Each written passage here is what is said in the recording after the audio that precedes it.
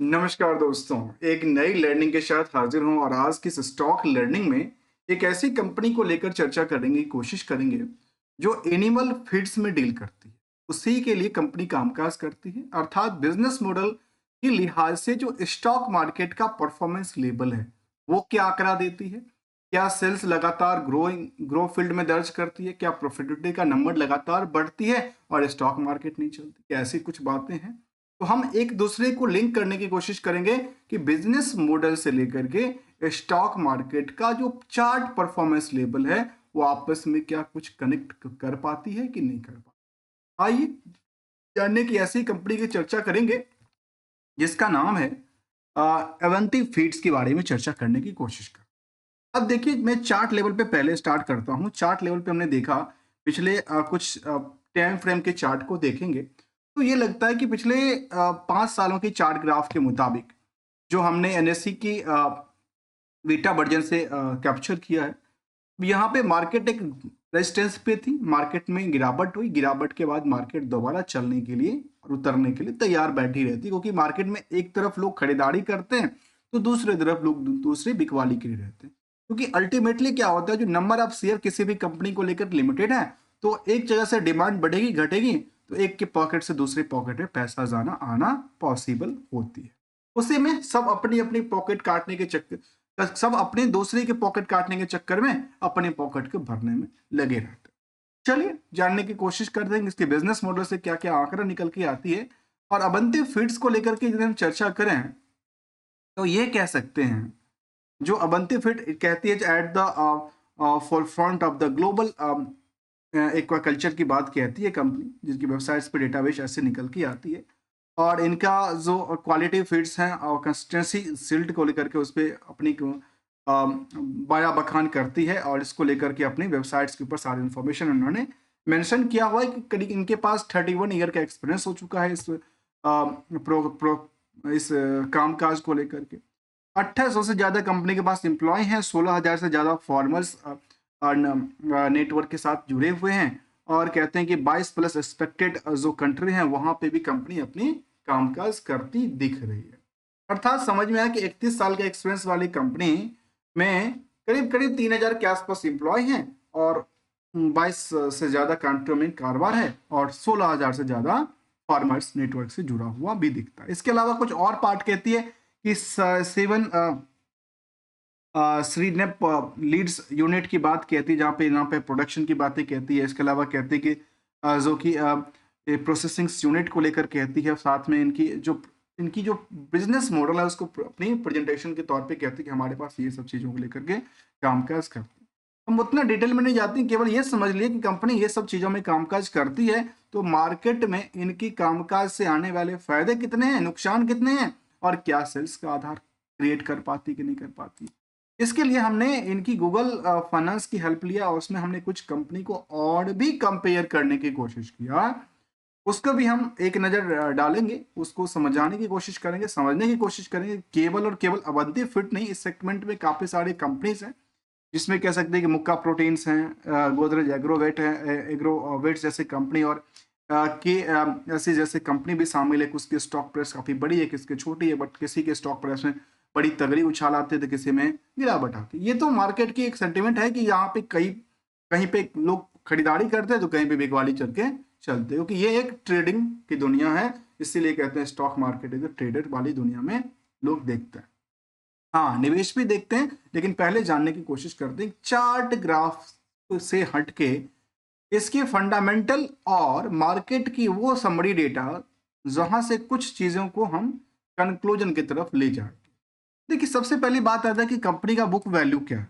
Book value से फिलहाल जो मार्केट है 364% की रैली क्रिएट कर चुकी है। अगली बात कहते हैं कि इंटरेंसिक वैल्यू की तरफ, तो करीब 362 के आसपास की बातें कहती है।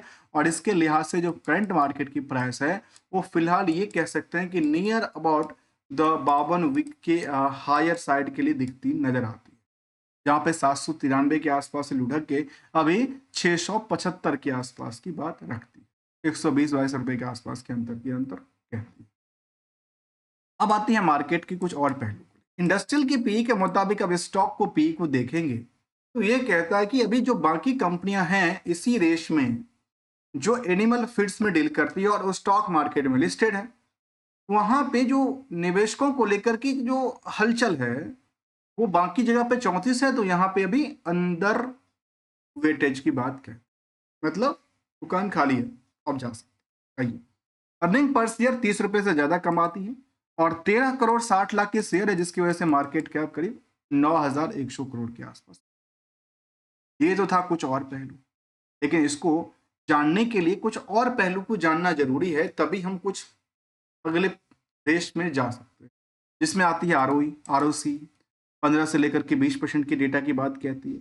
वहीं पे debt to equity, current ratios, देखो debt to equity, current ratio, और हमने कुछ अलग से और एक नंबर कैलकुलेट किया है कि कोई भी बिजनेस जो करती है कंपनियां, उसको लेकर मार्केट की आउटस्टैंडिंग क्या है, प्रॉफिट के बेस पे क्या था, और ओवरऑल कंपनी कितनी पैसे को सेविंग कर पाती है, कितनी परसेंट की सेविंग कर पाती है, जिसमें कि revenue plus other source of income को मिला करके जो कंपनी ने प्रॉफिट बुक किया वो कितनी परसेंटेज आपस में क्रिएट हुई। अब देखिए मैं दो तीन चारों को काटता हूं। पहला तो डेट इक्विटी, ये और ये और ये, यदि कंपनी का रिजल्ट अपडेटेड हो चुका दिसंबर तक, तो ये चार बातें बिल्कुल बर्बाद है, हमें इससे कोई मतलब ही नहीं है। क्यों नहीं मतलब नहीं है?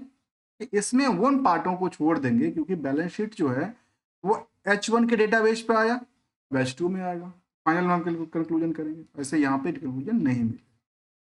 अब आते हैं अगली सीरीज, और अगली बात कहती है इसको लेकर के, जो इसका जो परफॉर्मेंस लेवल की हम बात कर रहे थे पिछले 5 सालों में, उसी रफ्तार से इनकी यदि आप उन पार्टों को देखने की कोशिश करते हैं फाइनेंशियल पोजीशन को लेकर, तो देखिए जैसे इनका स्टॉक परफॉर्मेंस लेवल था, अप डाउन मार्केट की चार्ट ग्राफ में चलती रहती है, लेकिन फाइनेंशियल पोजीशन जो कंपनी का, तो जो सेल्स का नंबर है लगातार अप ट्रेंड ही दर्ज करती है, जहां पे वाई में 5-6% से लेकर के और ओवरऑल में 28% तक की ग्रो की बात किया। दूसरी तरफ क्वार्टरली डेटाबेस भी सामने निकल के आई, तो सितंबर में थोड़ा सा गिरावट दर्ज करती निकल के आई, कहां से? अपनी क्यू और क्यू के बेसिस पे। इसीलिए हो सकता है जो मार्केट ने जो सेंटिमेंट को चेंज किया इस पोजीशन के बाद, ये टाइम फ्रेम किस कब की बात कह रही है?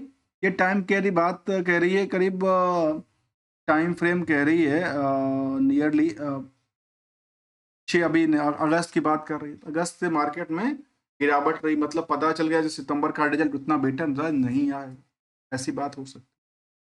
कानो कान की खबर की बात करूं तो अब आते हैं अगली चीज को।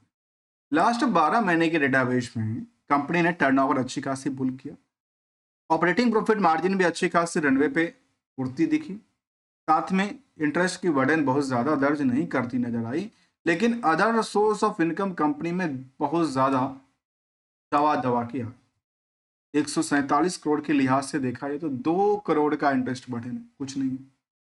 चलिए ईयर एंड ईयर बेसिस की कंपाउंडेड रेट के मुताबिक की चर्चा करें, तो ये कह सकते हैं जो सेल्स जो था वो अप डाउन ट्रेंड में आज भी अप ट्रेंड दर्ज करती है, लेकिन पिछले कुछ पीरियड के हिसाब से उसमें गिरावट रही है।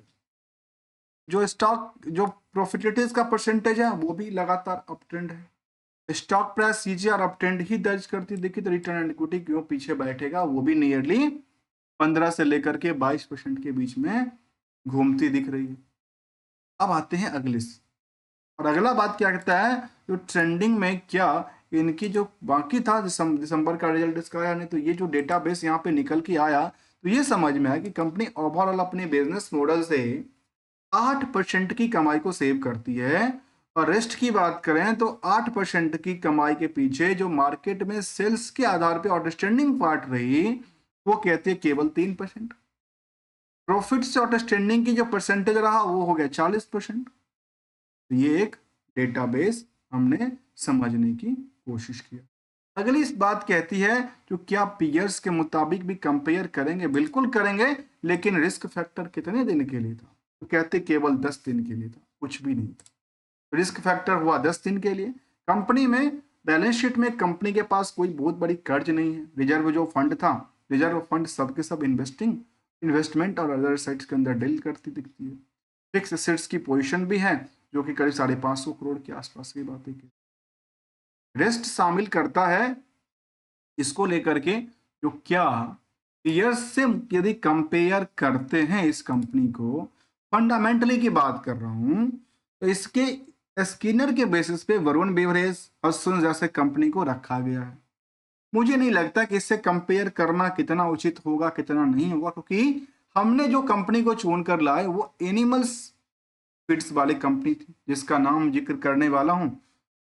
ऑलमोस्ट हमने कहा कि यहाँ पे हमने नाम जिक्र किया जिसमें कुछ 4-5 कंपनी का नाम था, जिसमें मुक्का प्रोटीन था या फिर गोदरेज एग्रोवेट था या के लिमिटेड की बात कर रहे थे। लेकिन तब भी यहाँ के बेसिस पे भी समझ लेते हैं क्या कहता है। ओवरऑल जितनी कंपनी है उसका 12 महीने की डेटाबेस के मुताबिक जो नेट इनकम परसेंटेज क्रिएट हुआ, उसमें यदि हम 70 फीट की बात करें तो 8% की सेविंग है। टूरिस्ट कंपनी बलवन बेवरेज 14% सेविंग की बात करें। वहीं पे बेकाजी में करीब 12% की बात शामिल करता है। वहीं पे जादूज वेलनेस में 13% की बात शामिल करता है। तो ये जो इस सेगमेंट की कंपनियां हैं उसमें कुछ हद तक वो ज़्यादा रेस में है, इसका रेस थोड़ा सा कम की बात है।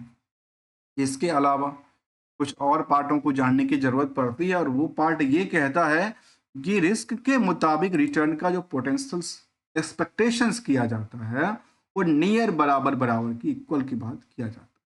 लेकिन निवेशकों का इंटरेस्ट कैसा है वो जाना जाए, तो इस कंपनी में निवेशकों के इंटरेस्ट में प्रमोटर के अलावा 45% प्रमोटर के पास होल्डिंग है, और रेस्ट की बात करूं तो आम एफआई डीआई और आम निवेशकों के पास भी होल्डिंग, जहां पे गवर्नमेंट की खुद की होल्डिंग 2% है, क्योंकि ये कंपनी आंध्र प्रदेश से बिलोंग करते हैं। तो आंध्र प्रदेश जो इंडस्ट्रियल डेवलपमेंट कॉर्पोरेशन हैं उनकी करीब करीब 2.72% की होल्डिंग बनी हुई। रेस्ट होल्डिंग चली गई किसके पास? आम पब्लिक के पास चली गई। आम पब्लिक की होल्डिंग में 24-34% की होल्डिंग में कोई बड़े निवेशक का राज शामिल करता है तो कहता है नहीं, इसमें एक था यूनियन ग्रुप पब्लिक कंपनी नाम निकल के आता जिनके पास 15% की होल्डिंग है। ये पब्लिक में है, ये एफआई में है, डीआई में है, ये तो जानना बड़ा कठिन काम हो जाता है। तो लेकिन फिलहाल यहाँ पे बहुत दिनों से देखने को मिलता है 1.5 लाख से ज्यादा निवेशकों का इंटरेस्ट है इस कंपनी से जुड़ा हुआ है। ओवरऑल यदि कंपनी की बात करें तो कुछ दिया लिया की बात यदि किया जाए तो कंपनी ने अपने निवेशकों को लेकर के डिविडेंड लगातार दिया है 2020 में, 21 में, 22 में, 23 में, 24 में, भले ही 10 पैसे से लेकर के 6.75 रुपए तक का आंकड़ा को शामिल किया हो, लेकिन ऑलरेडी हमेशा कुछ न कुछ दिया है। जबकि यदि कंपेयर इसको करते हैं इनकी बीएससी से और इनकी इंडेक्सेशन पार्ट से, जिसको हम कहते हैं बीएससी जो कि फास्ट एफएमसीजी इंडेक्सेशन को लेकर के, तो उसके तौर तरीके के मुताबिक इनकी स्टॉक परफॉर्मेंस में आज से लेकर के पिछले 10 सालों के दौरान में 500 आज से 5% से लेकर के 550% तक की रैली क्रिएट करती है। वहीं पे एफएमसीजी में इतनी बड़ी रैली नहीं दर्ज करती देखिए। ओवरऑल यदि चार्ट लेवल पे ग्राफ को कंपेयर करने की कोशिश किया जाए इन 4-5 कंपनी को, तो ये कह सकते हैं केवल और केवल 1 साल की ट्रेंडिंग को हम जान लें तो ये कहते हैं कि अवंती फीड्स ने 32% की रैली क्रिएट किया, तो बाकी मुक्का प्रोटीन्स जो कि रिसेंटली लिस्टिंग हुआ था उसमें 12% गिरावट रही। तो गोदरेज एग्रोवेट के अंदर 35% की वृद्धि हुई, तो के के अंदर 9% की खरीदारी देखने को मिली। तो ये एक कुछ पार्ट ऐसा था, हमने इसको एक कंपैरेटिव डेटा के तौर पे समझने की कोशिश किया और एक single c golden rule discuss करते हैं। क्यों करते हैं उसका कारण है जो आप लोग पूछते हैं कि सर इसका टारगेट क्या है, इसका बॉटम कहाँ है जहां पे हम कुछ करें या एवरेज करें। दोस्तों देखिए, मार्केट में हमेशा कोई ना कोई ले रहा है, कोई ना कोई बैठा नहीं है। मार्केट छोड़ के नहीं भाग रहा, भले मार्केट में क्रैश हो रहा हो या कुछ भी हो, मार्केट ऊंचाइयों पे जा रहा। डिमांड सप्लाई घट के और बढ़ के आती है। आज एफआईआई ने मान ली बिकवाली कर दिया तो मार्केट से पैसे निकल गए, लेकिन हम जब बिकवाली करते हैं 2-4-5 शेयर को तो मार्केट को कौन सी पता चलता है? समुद्र से आप एक थोड़ा सा पानी निकालेंगे तो कुछ पता चलता है क्या? ऐसे ही जब बड़ी रफ्तार से निकलता है तो पता चलता है। फिलहाल यहाँ पे गोल्डन रूल कहता है कि अपने मुताबिक जैसी आपको सहूलियत मिले, सहूलियत के मुताबिक अपनी एक्सपेक्टेशन को रखना चाहिए। उस एक्सपेक्टेशन के मुताबिक जो प्रॉफिटिलिटीज का परसेंटेज होगा, जो प्रॉफिट करने की इच्छा होगी उसके लिहाज से आपको प्रॉफिट बुक करना चाहिए टाइम टू टाइम में। और यदि लॉस लगातार क्रिएट करती जाए तो लॉस के लिए एशल ही एक सदुपयोग किया जा सकता है, जिससे अपने लॉस को क्या कर सकता है, स्टॉप किया जा सकता है। और एवरेज करने की बजाय, अपने हर एक स्टडी में एवरेज करने की बजाय उसमें क्या करना चाहिए, एसएल करने की सदुपयोगी होती है। अदरवाइज कहते हैं ना, अपनी कैपिटल को बचाने के चक्कर में अपनी कैपिटल और डालते जाइए, हमारे पास पॉकेट में है नहीं, दूसरे से कर्ज ले लीजिए, ये लो, वो आपकी सारी की सारी पॉलिसीज खराब हो जाती। मिलेंगे कुछ नई लर्निंग के साथ। यदि आपको अच्छा लगा हो तो वीडियो को लाइक, चैनल को सब्सक्राइब करना मत भूलिएगा। तब तक के लिए थैंक्स फॉर द ज्वाइनिंग दोस्त।